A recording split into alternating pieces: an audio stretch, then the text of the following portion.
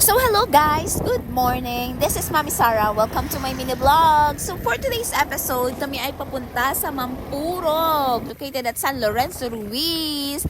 Dahil kami po ay magpipiknik. Dahil araw ng Sabado, wala din akong pasok.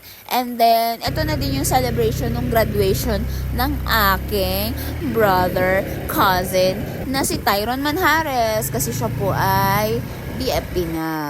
So, bago siya umalis at mag-start ng kanyang journey as a fire officer, dahil ang duty po niya ay sa Manila, hindi dito sa Bicol region, kaya malayo-layo talaga. So, hindi na po namin alam kung kailan ang sunod na balik niya. So, kaya kami ay may ganitong celebration dahil hindi natin alam kung kailan siya babalik at kailan kami ulit magkakasama-sama. So, lulubos-lubusin na po namin itong araw na ito para kami po ay makapag-celebrate at makapag-enjoy din. So, let's go! Samahan nyo kami!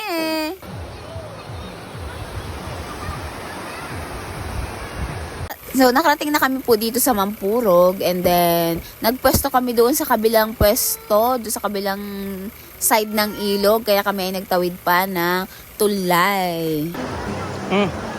Siguro ako ng ano niya. So, pag ganito mga piknikan talaga, hindi talaga nawawala yung mga ihaw-ihaw. So, meron din kami mga baon na gulay katulad ng langka. Yung langka ay naluan nila ng crabs. Alam niyo naman ako, hindi ako makain ng crabs. Kaya tuloy ngayon. And then yan, nasarap talaga yan. So, siya po si Tyron. So, yan ang Tyron na sinasabi ko. Yan ang daddy ni Jayan. So, alam nyo na, ini-enjoy namin yung mga moments na ganito kasi hindi natin talaga alam at hindi natin alam kung kailan talaga siya babalik. So, ngayon, for now, enjoy na muna natin yung mga moment na nandito kami sa ilog. Alam nyo ba yung panahon, hindi siya, mainit siya kanina ha, pero biglang umulan. So, akala namin babaha talaga yung ilog, pero thank God, hindi siya bumaha. So, kami ay nagkain ng lunch kasi dumating kami dito mga bandang 11 yata or 12 na. So, kami ay nag-ihaw na and then kumain na kami ng tanghalian. After namin kumain itong tanghalian na yan, nagmuni-muni muna and then binaak-baak na namin yung mga kailangan namin pulutanin. So, alam nyo na sa piknikan, masarap talaga magbaon ng pakwan, ng pinya. So, ganyan din yung masarap na pulutanin pag kayo ay may baon na alak sa piknikan. So, ang sarap niyang pakwan na yun. Sobrang tamis. So, ayan na nga yung sinasabi ko sa inyo. So, dito na kami nagpwesto sa ilog or sa tubig para pagkada inom mo baga marululublub ka na lang ay talap-talap. So, hindi kami ganun kompleto kasi hindi namin nasundo si Lula Mami sa Moreno. Kaya kami lang po ang magkakasama dito. And then, wala din si Kuya Dennis, si Ate Shi, then sila Ate Bibi, wala din. Kaya, kami lang po ang magkakasama ngayong araw.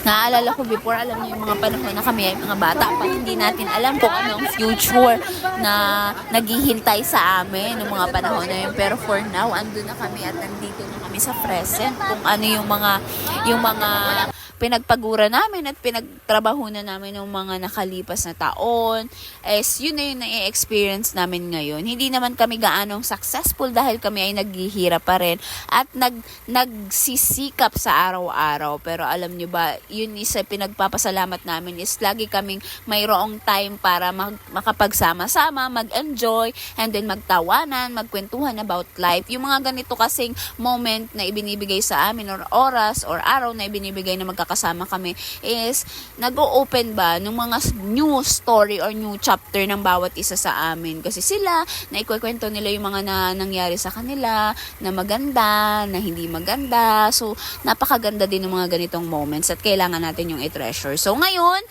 oras na para umuwi kasi sobrang nag-enjoy kami kasi sobrang haba nung kwentuhan na nangyari. Kaya inabot kami dito ng alas 5 day. So sa nakikita nyo, wala na talagang ibang tao kundi kami na laang. Kaya ano pa ang hinihintay mo? Talagang uwian na talaga ito. Aba naman, Diyos mio.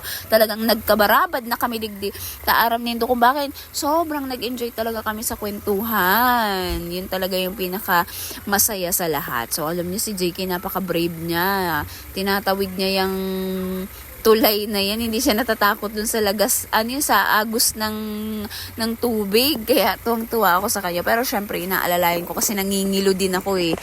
Baka malaglag ba o baka magrupok yung inaapakan namin. So, yes. Sumama muna guys. Guys, mabagyo na guys. Uwi na kami guys. Matalas ng tubig guys. So, uwian na talaga. So, pauwi kami, medyo umaambon pa eh. Guys, uwi na kami guys. Kasi nga guys, sumataas. Hoy, sigurado kaya ni Cake, ha? So, hanggang dito na lang guys. Sana nag-enjoy kayo sa video na to. So, don't forget to like, share, and follow nyo na rin ako guys para sa mga bagong upload natin at sa mga bagong videos na isi-share ko sa inyo. Yung story ng aming life. That's all for today. Bye-bye!